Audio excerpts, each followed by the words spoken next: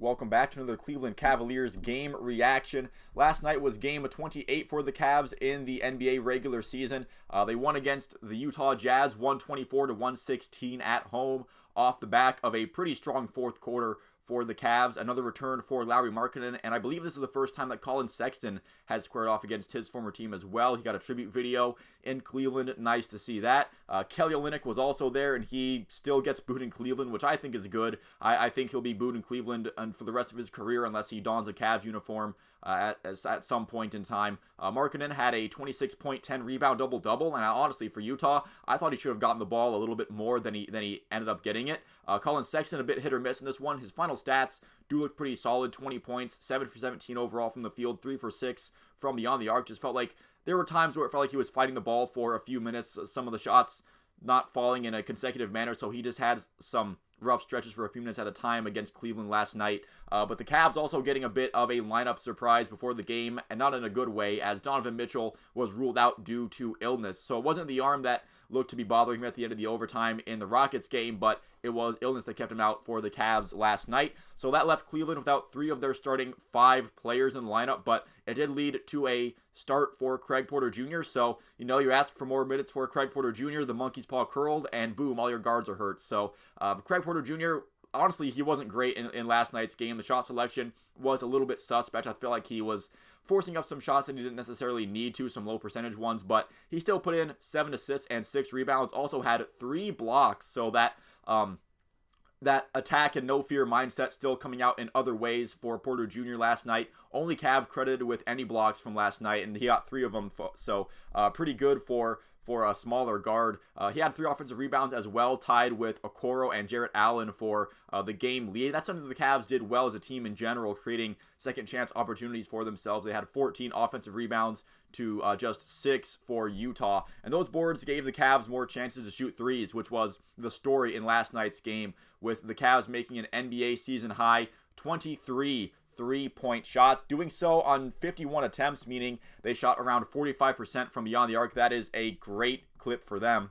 That shooting number was made thanks in large part to Sam Merrill having yet another deadly shooting night. You can just call him Yosemite Sam the way he's firing shots these past couple of games. Had another career high in points with 27, doing so in 30 minutes off of the bench, and he certainly earned all of those minutes, and he was 8 for 14 from beyond the arc, so it wasn't just like he had one hot stretch and then cooled off. He was better than a coin flip from 3-point range throughout the entire game, hitting them in all situations, whether it was early on or late in the game when they really needed to assert themselves late in that fourth quarter. Just a brilliant game from Sam Merrill once again as he's blossomed these past couple of games, and really the entire bench was crucial to this victory. I think that's what happens when you keep a guy like Caris LeVert around and you do bolster your depth, where last year the big issue with the Cavs was that, yeah, their starting 5 was great, but that bench was a bit atrocious, and you get into Bickerstaff not necessarily being the best with rotations. You throw that into the mix and you get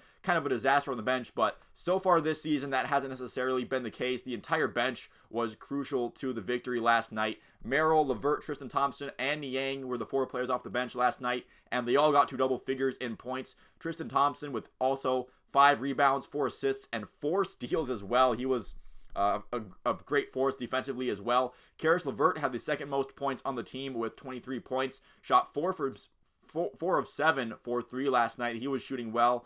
Also had 7 assists, 3 rebounds, and a steal.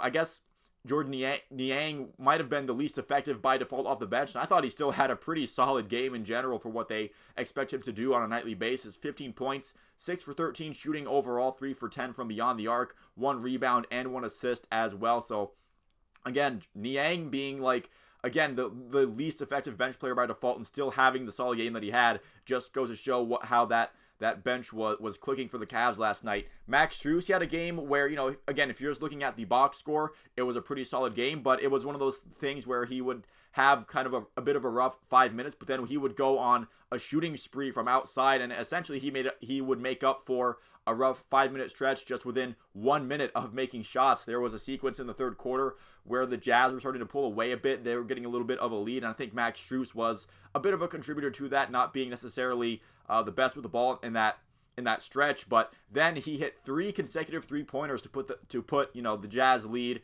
pretty much away and keep the Cavs neck and neck in that game. Just that kind of game for Max Strus where, yeah, some of the things he did kind of frustrated you, but then he would come back and hit some shots, and there's nothing you could say besides, well, I guess good job making up for what you were doing and redeeming yourself and being a positive influence more than you were a negative one just a few minutes ago. But another solid game for Jarrett Allen, 17 points on 8 for 13 shooting, 8 rebounds, 3 assists, and 2 steals. Dean Wade, for his role in the game, I don't think he hampered the team at all. Didn't do much offensively, but he was solid on the boards. Didn't turn the ball over when he had it. At first the Jazz started just as hot as the Cavaliers were from 3.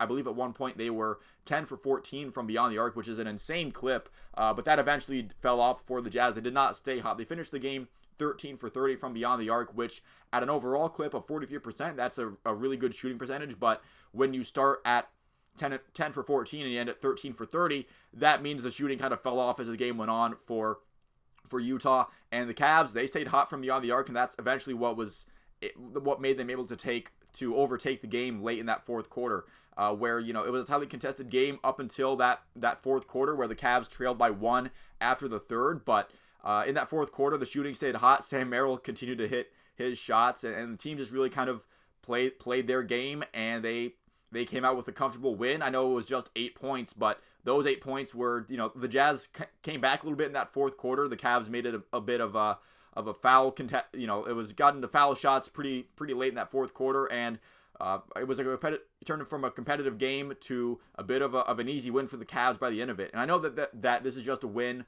over what is now a 10-18 Jazz team, but a game where the Cavs are missing 3 of their starters, including potentially both of their all-star caliber guards in Darius Garland and Donovan Mitchell. I don't feel comfortable against anybody in that circumstance, so I will happily take a W over just whoever in dealing with what the Cavs were dealing with last night. But they don't have too much time to celebrate this one. They play again in Cleveland tonight against the Pelicans to finish up their homestand before they hit the road to play against the Bulls on Saturday. So 3 games in 4 nights for the Cavs. They're going to have to keep on rolling with the punches, and hopefully Donovan Mitchell can return to the lineup tonight. But if not, they'll just have to see if they can get another great shooting night from Sam Merrill, and if Craig Porter Jr. can improve from his performance on yesterday, then that would be nice as well. But that's going to do it for me in this video. Thank you so much for watching. If you made it this far into it, feel free to like and subscribe if you enjoyed the video and you'd like to see more like it. Once again, you can let me know down in the comments below what you thought about this game and how the Cavs can improve in the near future. But once again, thank you for watching, and I will see you at the next one.